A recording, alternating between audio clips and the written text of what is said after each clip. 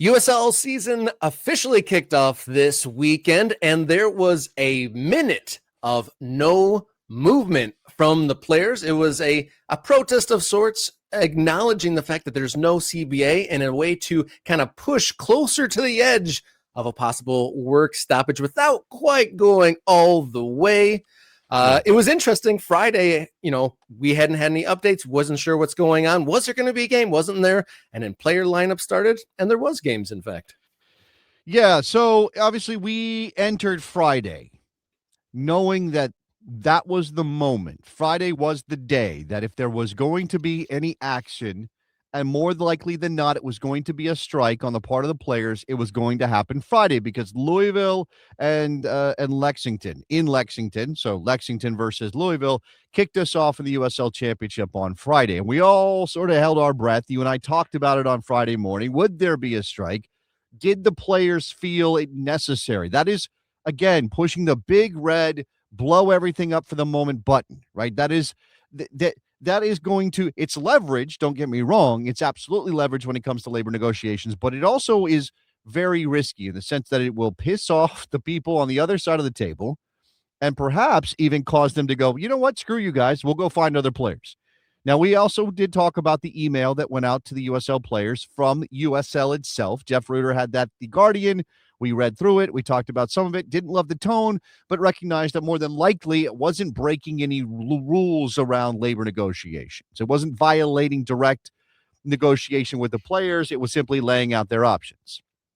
Then we get the game, Louisville versus Lexington, or Lexington versus Louisville, rather. And no word about a strike had come down. What happens? Players on the field, the ball is there on the center in the center circle on the dot to start the game. Referee blows the whistle. Players do not move. Players stand still for a full minute of the game. Now, we also had Gasolina from Daddy Yankee, a classic of Puerto Rican reggaeton, playing in the background, which made for a very surreal moment. But it was nevertheless something done by the players to bring attention to the current state of things around CBA negotiations. And I've put a poll up for our listeners, everybody right now watching the show. I've got a poll running. Was the USL player protest this weekend effective? Now, it wasn't just Lexington versus Louisville where this happened. It happened across the league, Rob. And again, this is sort of that in between. Well, we don't want to strike because that, again, is the nuclear option. But we got to do something to bring attention to ourselves. Yeah, it was really quite curious. I kept on refreshing on Friday. What's going to happen? Obviously, it was the minute protest, and then the broadcast definitely did their part to not focus on it too much on that first opening game on Friday. Commentator Mike Watts acknowledged that there's a delay.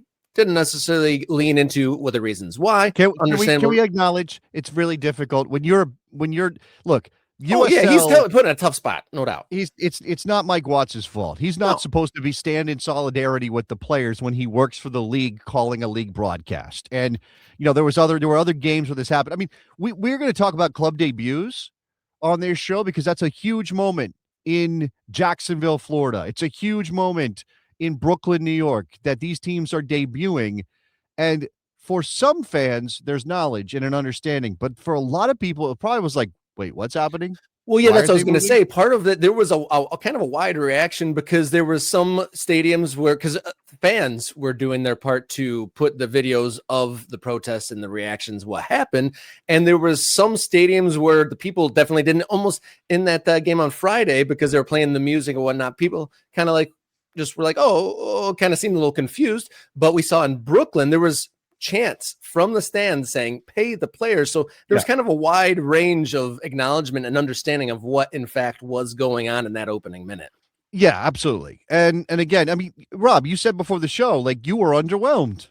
That's how you described it, that you were underwhelmed. Now, maybe you were thinking, oh, strike, they're going to strike. We haven't had an agreement yet. Games are here. Here's your moment. Go out and strike, USL Championship players. Send the world a message that you ain't having it. You're going to put your foot down. You're going to force the owners to go in your direction, or you're going to do the necessary thing to really bring them to the table. But again, I will point out, and I know we've had some comments on the channel. I think there's a general sense that if you talk about these things, in a reasonable, logical way, it sounds like you're saying that the players don't have it, or you're not on the player's side, or you're pro man. No, look, the problem for the union, the problem for the Players Association, is their leverage is limited.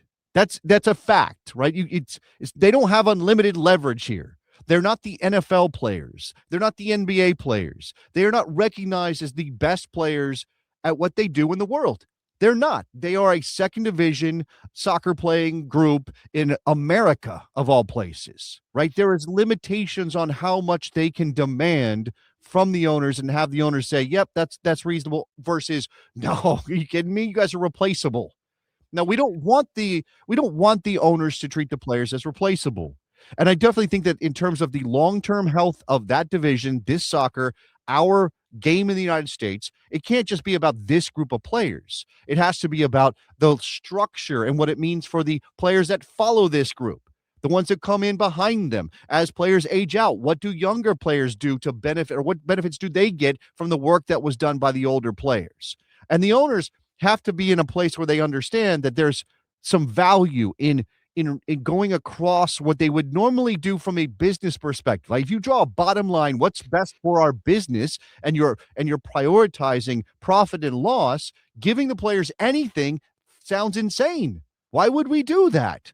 We might lose our business, or we might have issues making payroll, or whatever it might be. Now, that seems extreme, but that's the case at this level of the sport in America. And we're going to talk later about the USL business model and how it impacts all of this. But I just think, it's a lot to ask the players to walk off the field and not play at all, or to strike when their leverage is limited. I hope that there will be further progress down the line here, because while there has been some movement towards what the players have asked for, and everything is a negotiation, we obviously haven't gotten to a place where the players are comfortable with what's on the table. Yeah, clearly not. If they did this, and Friday, maybe you mentioned my comment that maybe a little overwhelmed, but the fact that there was unity across the weekend and it was all the games, yes. I guess that kind of increased the value and the weight of it. And the more I chew on it, I guess I've softened my stance on that. I was a little bit on Friday, a little bit disappointed, but like I guess it's like the inching along, and it demonstrates that the players want to play. So I guess that demonstrates the good faith that, like, hey, we want to be here and all that. More than that, what it indicates is unity on the part of the players. Because go back to Friday, go back to Thursday, Wednesday night, whenever the email landed in their inbox. Now, they were trying to divide. Yeah. It was in my spam. I never even saw it. That's what kind of some of the players, like, I hated it. It sucked. I didn't want to get this. It made me feel terrible. Why was the league doing it? But yes, the league sent an email to the players that said, should you want to cross the picket line, here are your rights. Basically laying out a scenario where, if you're thinking about, hey, maybe I don't want to not play, or maybe I'm worried about this, or maybe there is some issue with my understanding of what our Players Association is asking for, here's your path forward.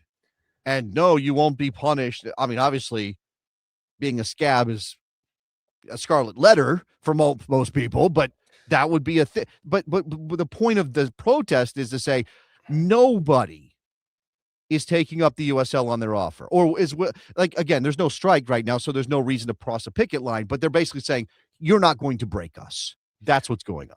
Yeah, it was good to see that unity, because there's definitely times in the past in different leagues in history where the leagues have petitioned to those high earner players and maybe sweetened their pot even a little bit more, and then let the leading players' weight kind of undermine the whole unity of the labor movement. I know here in Detroit, there's Gordie Howe is a good example of that, way back in the day when hockey didn't treat their players very well back in the day. So that is a tactic, is the divide in order to conquer. So the unity, the fact that it swept all the way across all the games across the league, I think that really showed some value. And then definitely that shows a statement to the comments, to the MK Ultras here, a little bit of the viewpoint from viewers on TV. Sporting Jack's game panned to the audience the entire minute, with the stadium announcer talking through the whole thing, trying to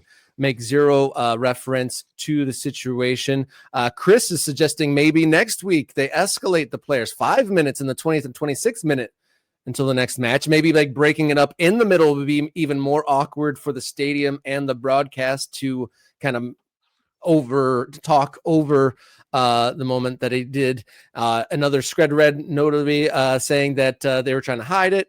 And then Chris also saying we brought that one up earlier, that the players chants were erupting in Brooklyn, and so that you couldn't really hide that from a broadcast unless you muted the broadcast, which they didn't do. And again, I don't know that I blame USL for not highlighting a protest against the league. That doesn't make sense. That's understandable.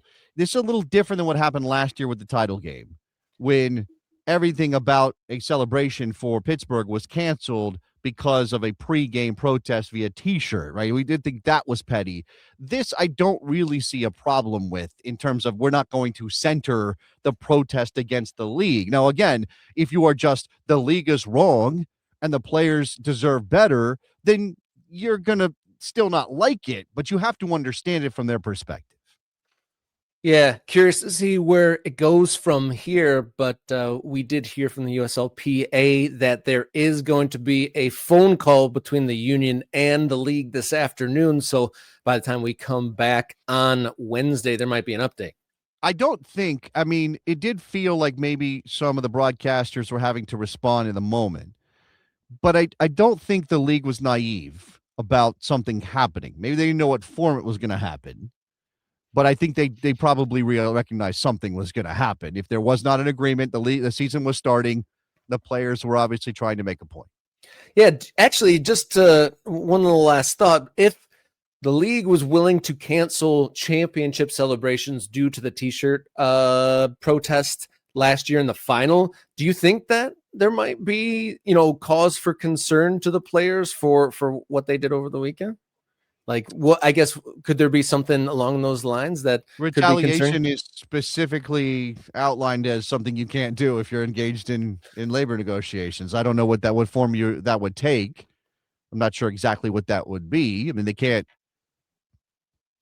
monetarily punish the players for that. You go out on the field and you're there. I don't think there's any prescription for punishing them. I don't understand. I mean, I don't know what it would be, Rob, to your point. Like, you're bringing up the possibility of retaliation, right? I guess to a degree. Like, I don't know if it would be able to be as direct, but I guess maybe noted in the grievances claim. I guess it could be in from the league's perspective. And then also another note, I saw somewhere that a team had to kind of get a last minute replacement player because of some visa issues.